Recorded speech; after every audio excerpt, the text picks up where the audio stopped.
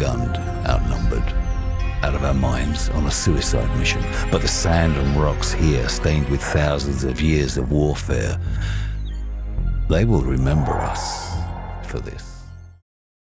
Ladies and gentlemen, my name is Krobos.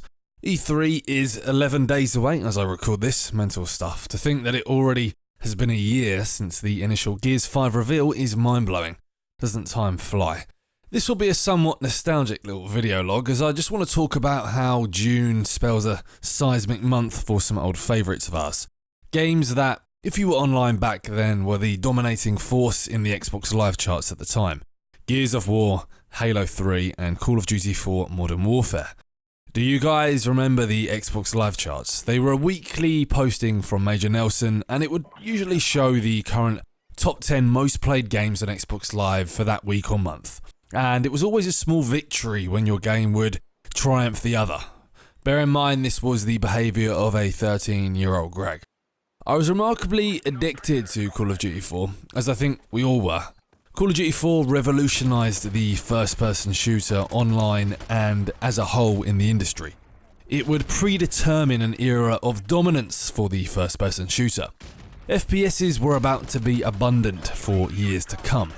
The introduction of customising the way you play a shooter, with perks, weapon attachments, kill streaks, it really was the perfect storm for Activision and Infinity Ward, and I suppose you can say that about all three titles. Halo 3, Gears, COD 4, they were all industry-leading titles that revolutionised the game. They had a massive impact on all of us, all in different ways, the glory days. Game battles with your mates, you'd go to school, you'd talk about the game, go home, play the game, get in trouble with your parents, play the game after dark, wake up and do it all over again. Simpler times.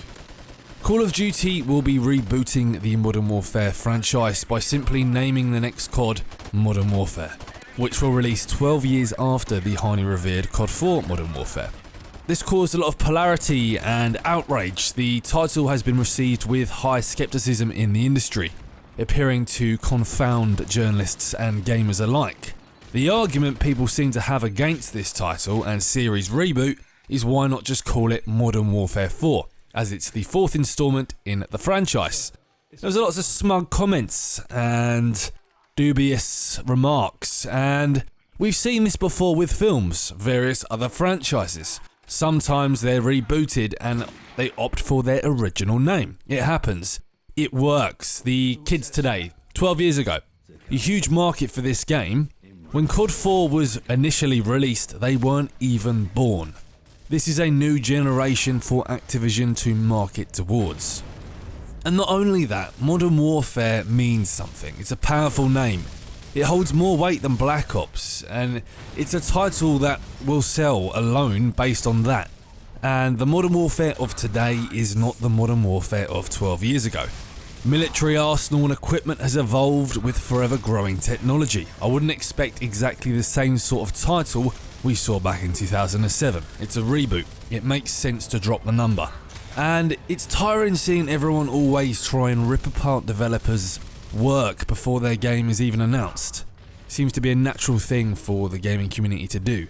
Game gets released, right, what can we peck at? What's wrong? Halo Infinite, it will be massive. We don't know a lot, and I'm not personally much of a Halo guy, but even this has my attention. It's evidently going to take the next big step for Halo, which is a franchise that needs it. As does Gears. They both are crying out for a title to take the franchises to the next level and bring them back to the levels that they once were. We all want our favourite franchises to be the most played, the top games. We want games that remain alive and thriving way past their release dates. That's the modern game. Call of Duty won't be at E3. If I recall correctly, Modern Warfare will be revealed worldwide tomorrow, May 30th. Now, I've talked about Gears 5 and what to expect to death.